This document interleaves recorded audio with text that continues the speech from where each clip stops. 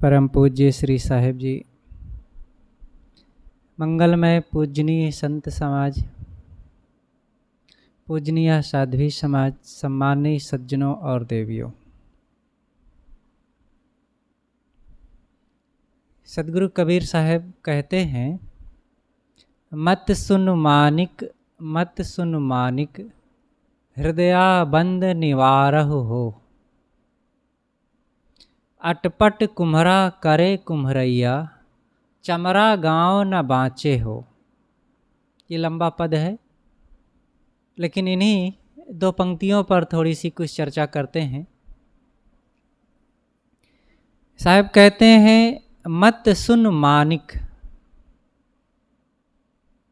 हे मानिक, मेरे विचारों को सुनो। मत का मतलब यहाँ नकारात्मक नहीं है। मत कहते हैं विचार को। जैसे लोग कहते हैं ना, मेरे मत से यह काम होना चाहिए, तो मत यहाँ विचार। और मानिक, हम लोगों को, मनुष्यों को सदगुरु कबीर माणिक्य शब्द से संबोधित करते हैं। मानिक माणिक्य के लिए। जो 14 रत्न होते हैं, उन रत्नों में एक माणिक्य रत्न होता है, जो लाल रंग का होता है। चाहे वो रत्न कोई भी हो, मनुष्य जैसा रत्न कोई नहीं हो सकता।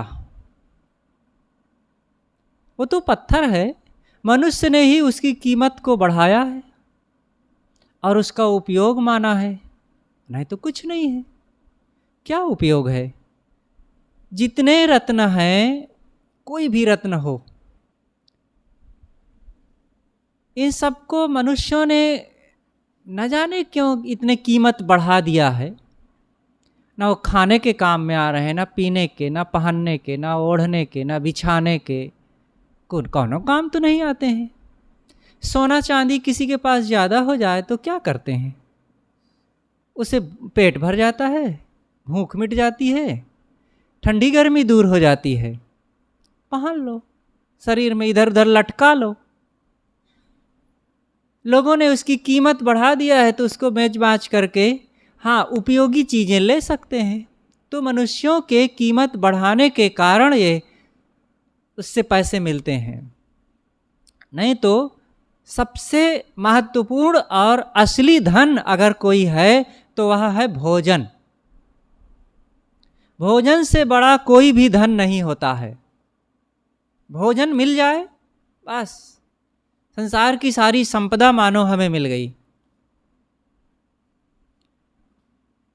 और भोजन भर ना मिले, खूब सोना चांदी, रुपए पैसे, हीरे मोती, कपड़े, सब कुछ हो, अब भोजन ना मिले तो काम चल जाएगा। वो मिदास की कहानी यहीं पर याद आती है, आप सब लोग जानते हैं। मिस्र देश की कहानी मानी जाती। कहानी तो कहानी होती है, उसमें कुछ सच्चाई भी होती है और कुछ उसको उत्कर्ष रूप देने के लिए जोड़ दिया जाता है, बना लिया जाता है। तो मिदास नाम का एक राजा था। अब राजा तो राजा, बहुत धनवान, लेकिन उसको धन की बड़ी हवस थी, और मेरे पास धन हो और धन हो। एक दिन उनके राज्य में एक संत आए और संत सबकी इच्छाओं को पूरी कर रहे थे। एक व्यक्ति मिदास के पास आया और कहता है, राजन आप तो बहुत धनवान हैं। तो वो रोनी सूरत बनाते हुए कहता है, कहाँ मेरे पास ज़्यादा धन है? थोड़े से कुछ सोने चांदी, थोड़ा सा खजाना, छोटा सा राज, थोड़ा ही तो सब है।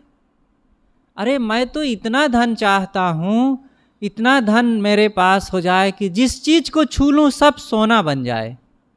इतना मेरे पास धन हो तब मैं सुखी हो जाऊँगा।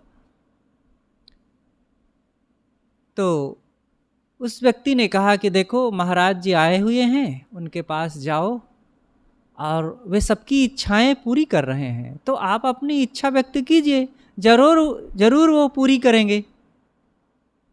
तो राजा गया और महात्मा से कहता है कि भगवान मुझे आप वह वरदान दीजिए कि मैं जिस चीज़ को छू लूँ सब सोना बन जाए। तो महात्मा ने कहा कि मिदास तुम परेशान हो जाओगे सोना से। कहा अरे महाराज सोना से कैसे परेशान हो जाऊंगा, आनंद आ जाएगा, सुखी हो जाऊंगा, मेरे जैसा कोई धनवान फिर नहीं रहेगा। कहा फिर सोच लो।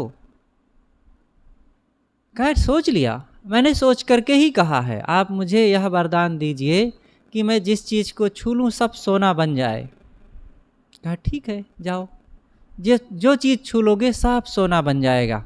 और आया, अब आते ही सबसे पहले घर की दीवार को छुआ, सोने की दीवार, पलंग को छुआ, सोने की पलंग, दरवाज़ा सोने का, और जिस बर्तन को छू ले सब सोने का। अरे क्या पूछना, बहुत खुश हो गया। सोना सोना चारों तरफ, सोने की दीवारें जिसकी हो, सोने का घर हो, अब उसके धन को क्या पूछना भाई। कहा जाता है सोने की लंका रावण की रही और रावण को भी ये फेल कर दिए। अब उछलता फुदकता हुआ अपने बगीचे में गया और वहाँ वृक्षों को छुआ, सब सोने के, लेकिन अब खटक शुरू होने लगी। अब ये सोने के तो पेड़ हो गए, फलेंगे नहीं, तो लेकिन सोना हो गया, कोई बात नहीं।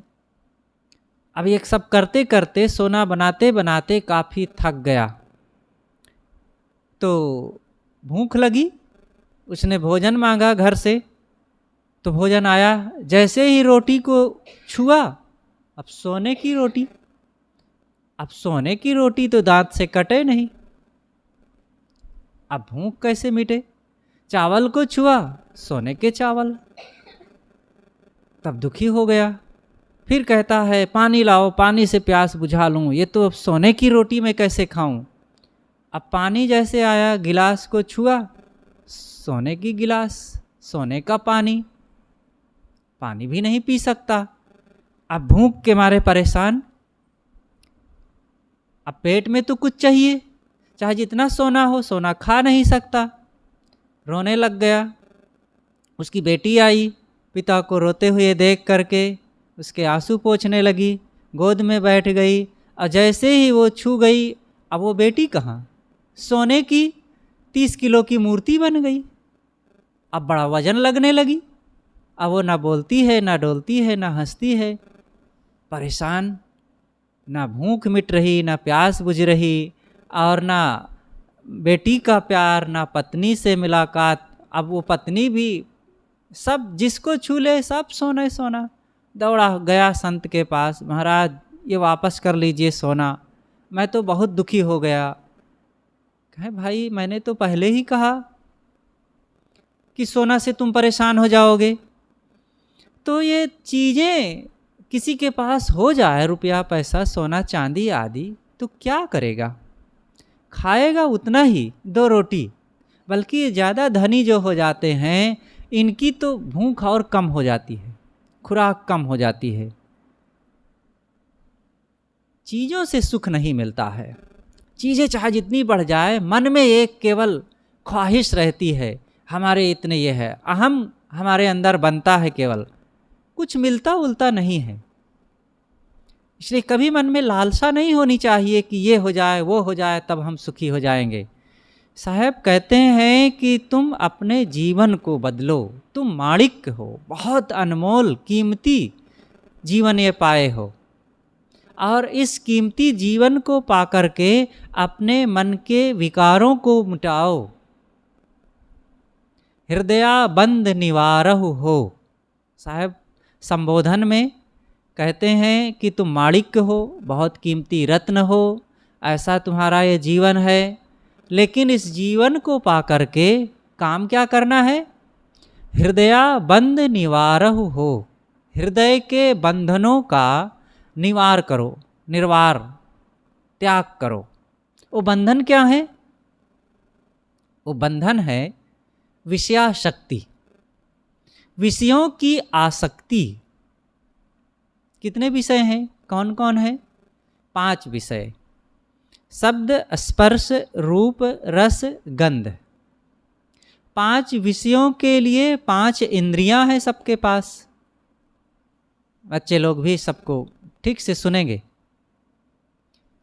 हर इंसान के पास ये चीज़ें होती हैं, ये इंद्रियां होती हैं, विषय होते हैं, जीवन भर इनका उपयोग किया जाता है। लेकिन सत्संग में गए बिना और इन बातों को समझे बिना जीवन भर इनका पता नहीं रहता, इसलिए सुधार नहीं होता। और सुधार ना होने से इसका कोई लाभ नहीं मिलता, और जीवन भर हम बस यूं ही जीवन को इधर से उधर खींचते रहते हैं। तो 5 विषय हैं, और 5 विषयों को ग्रहण करने के लिए 5 इंद्रियां हैं। 5 इंद्रियां कौन कौन है? आँख, नाक, कान, जीभ, चाम। इन्हें ज्ञान इंद्रियां भी कहते हैं। ज्ञान ग्रहण करने के साधन, इन 5 इंद्रियों से ज्ञान ग्रहण किया जाता है। काम नहीं होता है, ज्ञान होता है, जानने का ज्ञान। आँख से क्या करते हैं? बोझा ढोते हैं, कि चलते हैं, कि दौड़ते हैं, कि झाड़ू लगाते हैं। आँख से ज्ञान होता है, देखने का। जिन जिन चीज़ों को हम जान रहे हैं, जितने रूप विषय हैं, पशु पक्षी, नर नारी, लाल पीला काला, पेड़ पहाड़, नदी झरने, समुद्र पर्वत, ये सब का ज्ञान एक हमें हो रहा है। और वो ज्ञान ग्रहण करने का साधन क्या है? आँख। रूप का ज्ञान आँख से होता है। सारे दृश्य रूप हैं, और इन सबको जानने के लिए, इनके ज्ञान के लिए आँख होती है। और दूसरा ज्ञान है शब्द एक ज्ञान है। देखो मैं बोल रहा हूँ, ये शब्द है, और इस शब्द को आप सुन रहे हैं, और सुन करके अच्छा या बुरा मान रहे हैं। अच्छा या बुरा मान करके सुख या दुख का अनुभव कर रहे हैं। कोई खुश हो रहा होगा तो कोई को लग रहा होगा कि बेकार में बोलते चले जा रहे हैं। तो ये मान करके हमें इसका ज्ञान होता है। और ये ज्ञान कहाँ से आया? कान से। ये शब्द का ज्ञान कान से मिलता है। ऐसे ही रस एक ज्ञान है। अब वो जीभ से ग्रहण होता है।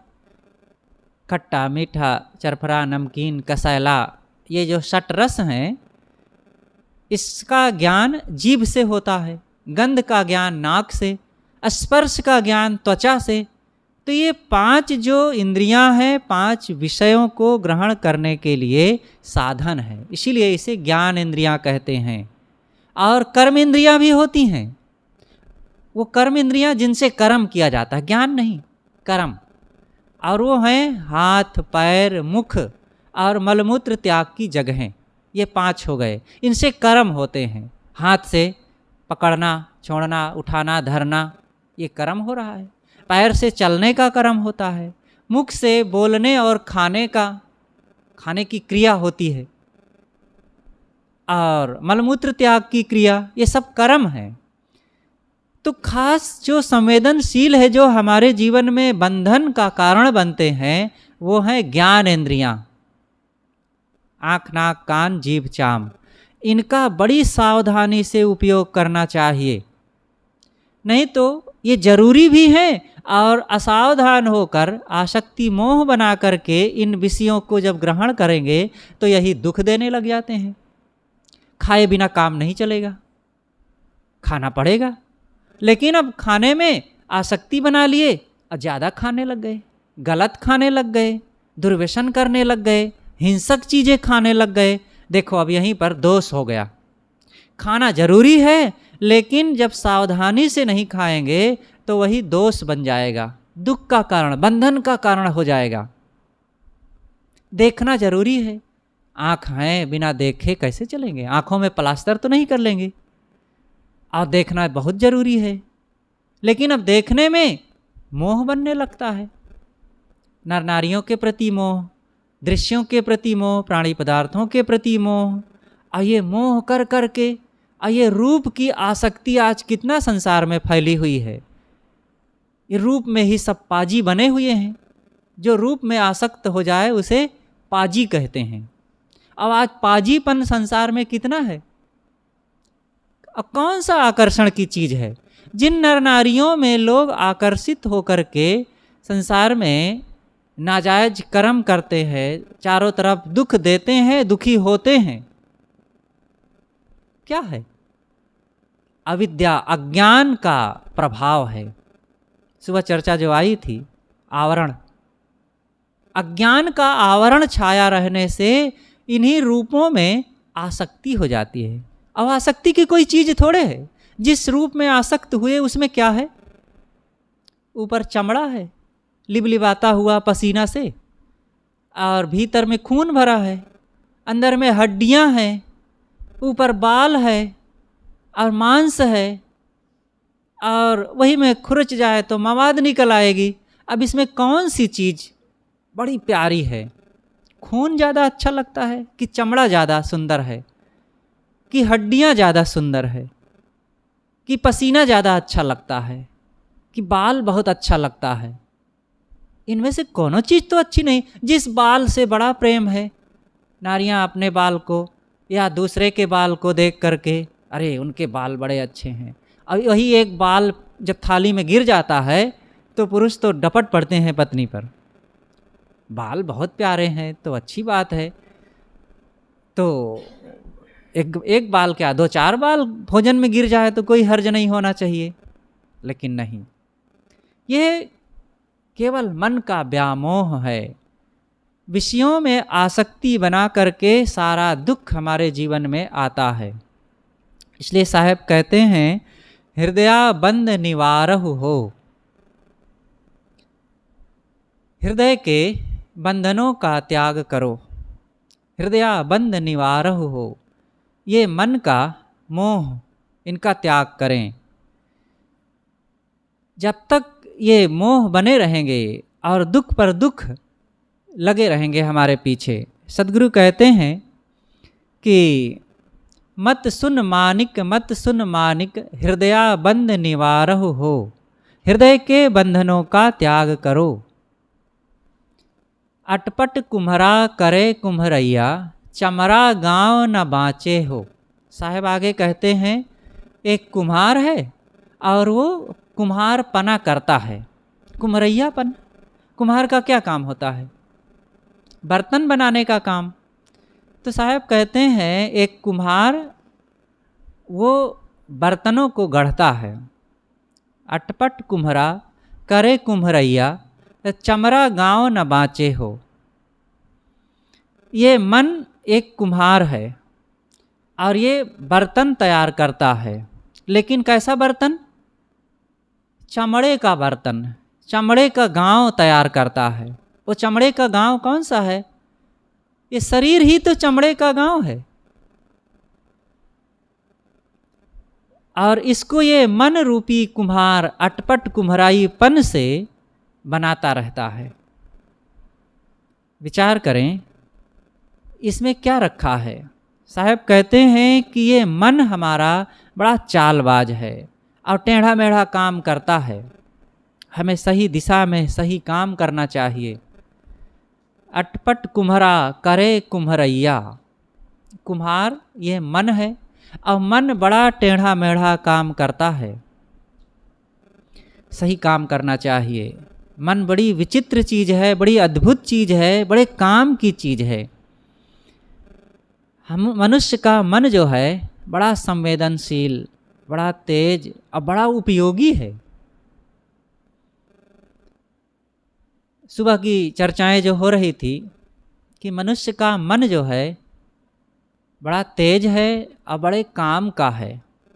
इसी मन को अगर संभाल लिया जाए तो बड़ा सुख और प्रसन्नता देने वाला है, और इसी को अगर ना संभाला जाए तो बड़ा दुख देता है। इसलिए इस मन को हम अच्छे ढंग से उपयोग करें, नहीं तो जैसे तीव्र घोड़ा होता है। दोपहर के समय में साहब जी चर्चा कर रहे थे कि जैसे एक घोड़ा होता है, घोड़ा बड़ा तेज होता है, लेकिन जितना तेज घोड़ा होता है अगर उसको सिखाया ना जाए तो वह और ख़तरनाक होता है। घोड़ा तेज, लेकिन अगर उस घोड़े को सिखाया नहीं गया और उस पर बिना सिखाए सवारी की गई तो वो उठा के पटकेगा, हाथ पैर टूटेगा। ऐसे ये मन भी तो है, मन को प्रशिक्षित करना जरूरी है। बिना प्रशिक्षण के यह मन दुख पर दुख और नाना समस्याएं ये उत्पन्न करता रहता है। इसलिए सही दिशा में हमें मन को पहचानना और सही काम इसको देना जरूरी है। तो साहब कहते हैं, अटपट कुम्हरा करे कुम्हरैया, चमरा गाँव न बाँचे हो। ये मन रूपी कुम्हार ये बर्तन बनाता है, काम करता है, जो इसको सही काम करना चाहिए। और ये काम करने की कला बिना किसी विवेकवान के, बिना संत गुरु के वो कला नहीं आती है। अभी पिछले साल हम लोग राजस्थान गए हुए थे। राजस्थान में मूर्तियाँ बनती हैं, एक से एक कलाकार होते हैं और वो मूर्तियाँ, सुंदर मूर्तियाँ बनाते हैं। हम और विनय साहब थे और भी कुछ भगत लोग थे। एक जगह गए जहाँ पर खूब पत्थर सामने पड़े हुए हैं, एक से एक कीमती पत्थर। और पत्थर को देखे कि कलाकार उठा करके इधर रखा है और उसको देखता है कि इसमें ये चीज़ बन जाएगी। किसी में गणेश की, किसी में हनुमान की, किसी में राम की, किसी में दुर्गा की। वो पहले अंदाज लेता है कि ये मूर्ति बन सकती है और फिर दरवाजे पर लेकर छीनी हथौड़ी लेता है और उसको काटना शुरू करता है। और काटते काटते धीरे धीरे धीरे उसी मूर्ति में कहीं हाथ निकाल लेता है, तो कहीं आँख बना देता है, कहीं नाक बना देता है और कहीं पैर, और धीरे धीरे धीरे वो सुंदर मूर्ति बन जाता है। जो पत्थर अनगढ़ था और उसमें कोई सुंदरता नहीं थी, कोई रूप रंग नहीं था, लेकिन कलाकार धीरे धीरे गढ़ते गढ़ते एक सुंदर मूर्ति बना दिया, बहुत कीमती। अब वो देखने में आकर्षक, देखने में बड़ी प्यारी और बड़ी कीमती बन गई। इसी तरह हम अपने जीवन को भी गढ़ें। बिना गढ़े केवल हमारा जीवन अनगढ़ ही रह जाता है और व्यर्थ चला जाता है। साहब कहते हैं, अटपट कुम्हरा करे कुम्हरैया। ये हमारा मन जो है, अगर इसको प्रशिक्षित ना किया गया, दया, क्षमा, करुणा, प्रेम की कला ना सिखाया गया, धैर्य, संयम, बोध, विचार की बातें ना सिखाई गई, तो फिर सारी कला बेकार हो जाती है और इन सब कलाओं में केवल दुख ही मिलता है। चाहे जितना हम बाहर की चीज़ों को जान लें, मान लें, कर लें, लेकिन अगर आत्मज्ञान की कला नहीं है, संयम सदाचार की कला नहीं है, मन इंद्रियों के निग्रह की कला नहीं है, तो सारी कलाएं बेकार है। इसलिए वह कला सीखें कि जिससे कि हमारा दुख मिटे, मन स्वस हो, प्रसन्नता मिले और संसार के प्रति, देह के प्रति, विषयों के प्रति वैराग्य बढ़े, अनासक्ति बढ़े। तो अटपट कुम्हरा करे कुम्हरैया, चमड़ा गाँव न बाँचे हो। तो ये चमड़े का गाँव, ये चमड़े का गाँव क्यों कहा गया है? चमड़े का नहीं है। कौन कह सकता है कि मेरा गाँव, यह जो शरीर रूपी है, ये सोने का है? अरे ये चमड़ा ही तो है। इसमें एक आत्मा बैठा हुआ है, दिव्य चेतन आत्मा, और उस आत्मा के कारण यह रमणीय लगता है, सुंदर लगता है, प्यारा लगता है, बड़ा काम हो रहा है। और वही जिस क्षण निकला तो गया सब। इसकी कोई शोभा नहीं रह जाती, कोई कीमत नहीं रह जाती है, कोई पूछने वाला नहीं है, कोई न झांके द्वार। ढोला फूटा बोला गया, कोई न झांके द्वार। जब लग बोला तब लग ढोला, तौलो धन व्यवहार। और ढोला फूटा, अब बोला गया कोई न झांके द्वार। साहब अद्भुत महापुरुष थे। दुनिया में ऐसा कोई संत नहीं हुआ। यद्यपि त्याग वैराग करने वाले एक से एक संत हुए हैं, लेकिन त्याग वैराग साधना रहने के साथ साथ महान प्रतिभा, अद्भुत योग्यता, अद्भुत साहस और कहने की अनेक युक्तियाँ और वो चुटीली बातें, व्यंग्यकार और अनेक प्रकार से लोगों को झकझोर देने की जो कला है, सदगुरु कबीर साहब के अलावा किसी में नहीं रही। तो साहब यहाँ कहते हैं कि चमड़ा गाँव न बाँचे हो। ये शरीर चमड़े का है, नाशवान है, क्षणभंगुर है, आज कल में ये ख़त्म हो जाएगा।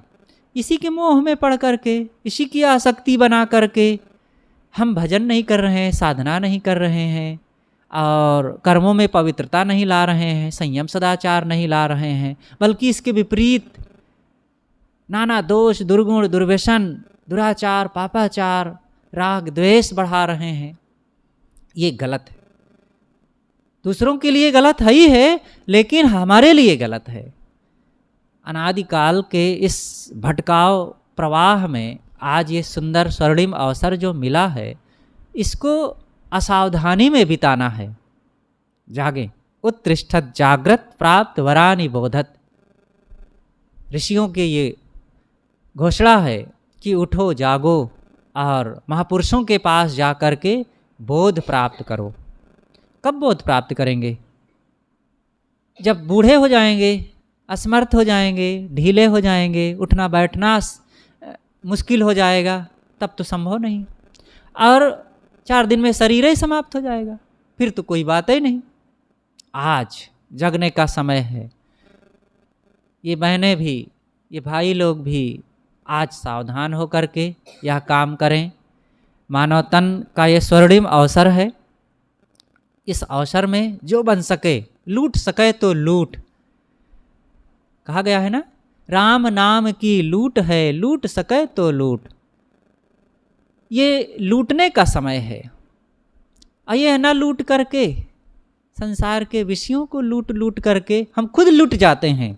इसलिए लूटे नहीं, बल्कि शांति, सद्गुण, सदाचार और परम संतोष की लूट में लगें, जिससे कि आज और आगे, लोक और परलोक, यह जीवन और आगे का भी जीवन सब सुधर जाए। अपने आप वर्तमान को ठीक करने से भविष्य ठीक हो जाता है। तो सदगुरु कबीर साहब की ये 2 पंक्तियों पर जो थोड़ी सी चर्चा की गई, हम सब लोग मनन करें कि मत सुन मानिक, मत सुन मानिक, हृदया बंद निवारहु हो। ऐ मानिक, ऐ कीमती रत्न के समान मानव जीवन को पाए हुए मनुष्य, तुम मेरे विचारों को सुनो। साहब साधकों को, नर नारियों को आह्वान करते हैं कि तुम मेरी बातों को सुनो, समझो। तो क्या समझना है? हृदया बंद निवारहु हो। अपने मन के सारे विकारों को, बंधनों को, आसक्ति को, अज्ञान को मिटाओ। अटपट कुम्हरा करे कुम्हरैया। ये शरीर में एक कुम्हार है, मन रूपी कुम्हार, वो बड़ा घपलेबाजी करने वाला है। उससे सावधान रहो, उसको प्रशिक्षित करो, नहीं उल्टा पलटा वो कमंडलाचार करता रहेगा। कमंडलाचार की कहानी सुने होंगे, लेकिन फिर कभी सुनाएंगे, आज अभी समय समाप्त है। तो ये कमंडलाचार करने वाला है मन, ऊट पटांग, ऊट पर टांग, ऊट पटांग कहते हैं ना लोग। तो ऊट पटांग का अर्थ क्या होता है? 2 व्यक्ति थे और गए, एक ऊंट खड़ा था। अब जैसे जब रेस्ट करने का समय आता है ना, तो ऐसे लोग थोड़ा सा एक पैर ढीला करके खड़े हो जाते हैं, अथवा कोई ऊंची जगह पर, मेड़ पर एक पैर रख लिए, तब खड़े हो जाते हैं। लेकिन वो व्यक्ति, एक ऊंट खड़ा था, ऊंट के ऊपर एक टांग रख लिया, एक पैर को रख लिया, अब खड़ा हुआ। तो तभी से चल पड़ा ऊट पटांग। अब ऊंट पर पैर रखने से किसी को रेस्ट मिलता है, तो वैसे ऊट पटांग काम करने से किसी को आराम मिलेगा? ये सब लोग ऊट पटांग ही कर रहे हैं, जो नहीं करना चाहिए। दुख वाला काम, हंसी का हसारत, देहाती में कहावत है ना, ये भैया हंसी का हसारत करावत हैं। तो ये सब हम लोग हंसी कर रहे हैं, लेकिन सब उल्टे चल रहे हैं, तो कौन किसको हंसे? सब एक दूसरे की पीठ ठोंक रहे हैं। शादी हो गई, बाल बच्चे हो गए, माया मोह में खूब उलझ गए, रो रहे हैं और खींच रहे हैं, गाली दे रहे हैं, लड़ झगड़ रहे हैं, और सब की यही रवैया है। कौन किसको हंसे, कौन किसको समझावे? इस संसार की यही रीति है। इसलिए इस ऊट पटांग से निकल करके सहज मानव जीवन में आए हैं, बोध विचार में लगें, जिससे दुख मिटे, शांति मिले, जीवन सफल हो।